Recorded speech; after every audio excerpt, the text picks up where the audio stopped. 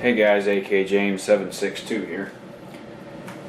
This is going to be a review on the Yugo M70AB2 rifle. These are also known as the Zastava M70AB2s because the area that used to be Yugoslavia, part of the area, is now Serbia, and these are or were manufactured in that area. This is an underfolder. That is the AB2 designation. There are other designations. They have the same rifle as a fixed stock variant. There's many different variants. It's a 16¼ inch barrel, weighs probably about 9 pounds.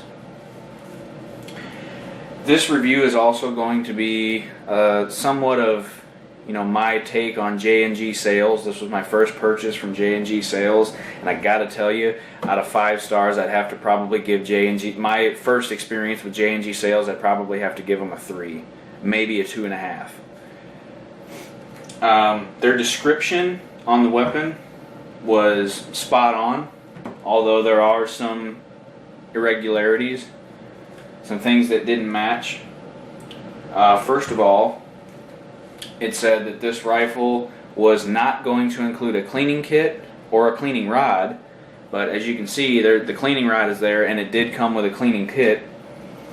It said in the listing that it may not be what's in the picture. Said it comes with 1 magazine, but a lot of the reviews that I've read about it and seen about it said that it comes with 2. On the listing, where it said 1 magazine, it said it was a Yugo bolt hold open magazine. If you watched my previous video, you see this, and I did test the bolt hold open feature, and it does not work. This is not a Yugo magazine. Unfortunately, mine did not come with the shiny, polished up bolt carrier. Although the piston and the bolt are both polished, the bolt carrier is not. It's got this parkerized finish on it. It said in the listing it had a double hook trigger. And if you look here, you can see it has the cutouts for a double hook trigger. But when I opened it up, when I broke it down to clean it and everything, it only has a single hook trigger. Their shipping was great. They shipped it next day. They didn't use the next day as an option. What I'm saying is the day after I ordered it, they shipped it out. So they were pretty quick with that. They used UPS ground. It got there in 4 days or something like that, or 2 days, 2 business days and a weekend. Getting back to the rifle, the underfold mechanism is very, very stiff, which is good. You want it to be stiff, you don't want it to be loose. How you operate the underfold mechanism is there's a button here, and you press the button in, and you might have to put the pistol grip on your hip and kind of bend it, but it's very tough. The buttstock portion of it's very tough, and you fold it all the way up. When you grab it like this, if you're holding it this way, it feels kind of awkward in your hand. I'm not used to underfolders at all. So there's what it looks like folded. It's pretty compact. This is definitely a step up from your standard AKMs like the Wasser. This is definitely a step up from that. The receivers that they use for the M70s, Zastava seems like a pretty, I don't want to say high end, but definitely better quality than like the Romanian Wassers. The receiver on this M70, you can see it has this bulged trunnion here.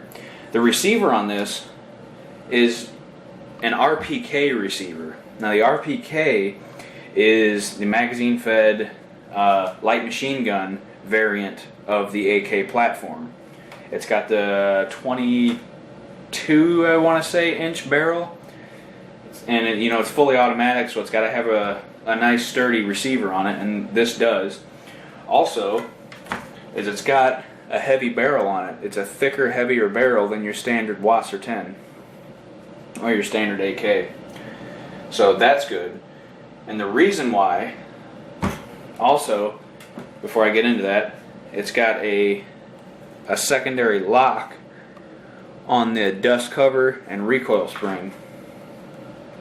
So you can't just push this in and open it. You have to push this on the side, then use that to open it. And also, you have to push that in again to take the recoil spring off, which is good. And here, I'll take it out anyway and kind of show you on camera, if you can see, that is a single hook trigger. You can see the single hook in there. I could swap this out for a double hook trigger and not have to mill out any portion of the receiver down there. But, you know, just the listing said that there was going to be a double hook trigger. So the fact that that was incorrect kind of chaps my ass a little bit. Anyway, the reason for the secondary locking mechanism, the heavier barrel, and the heavier, thicker receiver is because these Yugos are designed to fire rocket-fired grenades. Just like my SKS, my Yugo SKS. You take this, you take the slant brake off and you can put the grenade spigot on there and you lift up the grenade sight and you can fire grenades. Something else that this rifle has, similar to my SKS and similar to my Zastava PAP, that has flip sights. The rear sight is kind of difficult to flip up, but you can see where it comes apart. It flips up, and then up here in the front, it flips up here too. The problem with that is they're demilled night sights, but they completely removed any color from it. You can see the indentations, and then in the front you can see the crater. They didn't even put white paint or anything in there. And I saw one of these in a gun shop, and the guy wanted like over $100 more than what I paid for this one, and the only difference was that there was paint on the sights. And he had a polished up bolt carrier. That's it. I did disassemble this almost completely. It's very easy to disassemble. Like the washers, when I disassembled my washer for the first time, I had to use like a channel lock to pull this up to take the gas tube off and everything. But I mean, this thing is a breeze to disassemble. AKs are a breeze to disassemble anyway, but this, I mean, like that, you're done. Came with a cleaning rod, came with only one magazine, and the magazine, I had to clean up this magazine a lot because it had a bunch of grease and shit caked all over it. I don't understand how they even used it to test fire this gun. It was test fired though, I can tell. There was still some grease and cosmoline on the bolt carrier, on the bolt, in the trunnion here, leading into the gas tube. So I had to clean all that crap up. I mean, all in all, it's a pretty badass gun. I would definitely, if you're looking at purchasing an AK, I would definitely consider a Yugo M70. It was manufactured, it doesn't have a year on it, but it was manufactured by Zastava in Kragujevac, Yugoslavia, which is now Kragujevac, Serbia. Hopefully I said that right. No magazine wobble. Well, very little magazine wobble. Definitely less than Wasser's. I put that Plinker Arms, Plinker Tactical polymer magazine in there, and that has major wobble. I tried some 30 round magazines, steel magazines. I tried 40 round steels. I tried drums. The only thing that wobbles in this is that Plinker Tactical or Plinker Arms or whatever it is magazine. The stock, this underfolding stock, is definitely something you'll have to get used to. You know, I'm used to the traditional, the wood stocks, and this was definitely something different for me because of the these little parts that stick up here. They kind of dug in my arms a little bit, the way I hold, you know, my AKs. Like when I go to reload, if you can see me on camera, I'll put the stock like this under my arm and I'll tilt the gun to the side, and when you do that, this piece, excuse me, these two pieces that stick up kind of dig in your bicep, and even the edges of the underfolder, they kind of dig into your arm a little bit. So it's something you got to get used to. You can fold the stock up. It still fires with the stock folded, obviously. I mean, there's nothing that, if you know AK platforms, there's nothing that you don't even need a damn stock on it to shoot it. Yeah, I mean, like I said, J&G sales. See, I'm on the fence about them. Like I said, this was my first purchase with them. They had a really good price. They charged shipping. It was a reasonable price for shipping. I mean, it wasn't too bad for shipping. I mean, it was less than $20. They shipped it the following day after I ordered it. Excuse me. But it's just their description they had. I understand, you know, the stock pictures are going to be different from what you get, but it's not even that. It's not even the stock picture. It's their description. There were some inconsistencies in their description from the finished product. So, I mean, maybe I'm being too picky.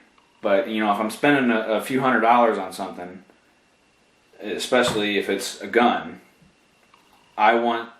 and that's the problem with ordering something online, because you don't get to look at it, touch it, and feel it in person. You just have to go by what the website says. And it did. I wouldn't say it bit me in the ass. I mean, not at all. I mean, there's a couple things that are different from what it said, but it's not anything that I can't, you know, customize if I wanted to. One thing I will mention, this safety. When I first saw this gun, I was excited because I like the Krebs Custom safeties. And if you're familiar with Krebs Custom, on their website, they say they don't work with Yugos, rifles or pistols, because of where this detent sits. So that's kind of ruled out. So I was excited when I saw this little shelf here on the safety, because I thought, hey, that, you know, with your hand down here, it might help you work the safety lever like a Krebs Custom safety. But unfortunately, that's not the case. Because when I go to pull the safety down, when you pull down on it, it's basically pressing the safety against the receiver. So it's making it even harder to pull down. So you got to do it how the Ruskies do and reach over with this hand and push it down and pull it up. And there's like an over travel with this safety lever. As you can see, the detent for fire is right here in the middle. But the safety lever can go all the way down to the stop. This is unsafe. That's fire right in the middle. And it can still continue to go all the way down. And it can still fire. Empty magazine. Empty chamber. Fire. And it can go all the way down and it still fires. So that's kind of weird. It's almost like it's almost like it's set up for a select fire. It's almost like it's set up to be a select fire, but it's a semi-auto receiver, it's kind of cool. But I mean, if pushing it all the way down to the stop could cause some sort of issue, it wouldn't be cool. But all in all, the gun itself, I'd probably give it a high score. I wouldn't say that I like this gun better than my Wasser, just because my Wasser is pretty badass the way I have it set up now. It's got the original, you know, Russian wood stock furniture set on there. I like it. It's got originality. Also, I have a spare Russian sling, the green one.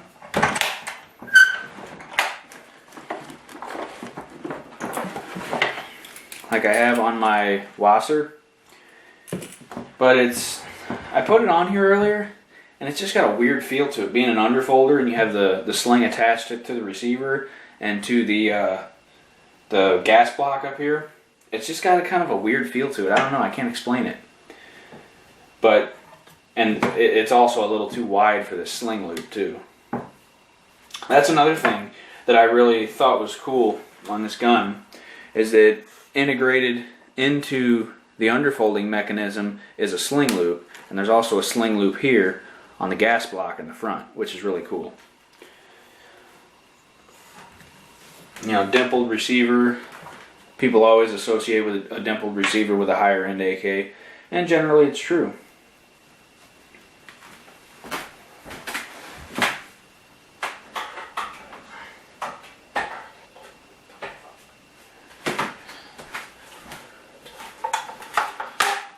Now for comparison, let's try to see if I can do a little side-by-side here. Here's my AK pistol. This is also made by Zastava. You can see, kind of show a better view here. You can see, I mean, it's not going to look identical.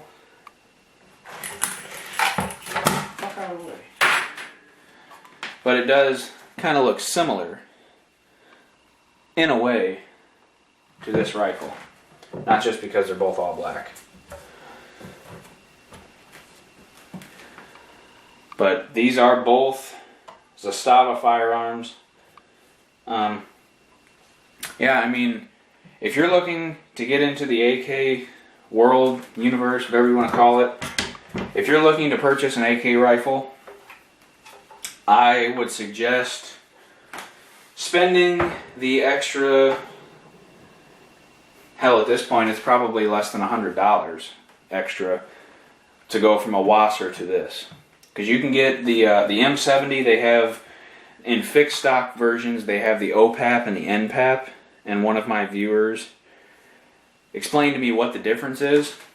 I believe one of them, I don't remember which one it is, the OPAP or NPAP 1, is one of them is made of all brand new parts, and the other one is a parts kit assembled with a new receiver, I think. So it's surplus parts built on a new receiver, that's one of them, and the other one is completely brand new parts. So, I mean, you're looking at the same price range for this model here, basically, as those. And for a Wasser, you're probably looking at $600 maybe.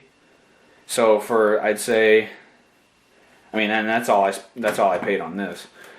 Yeah, for $700, you can probably get a nice quality fixed stock AK that's going to be pretty much almost the same quality as this one is. But I have a rifle, you know, all original with the wood and everything. I have a pistol that I've kind of tacticalized, and now I've got an underfolder, and I think this was a really good purchase.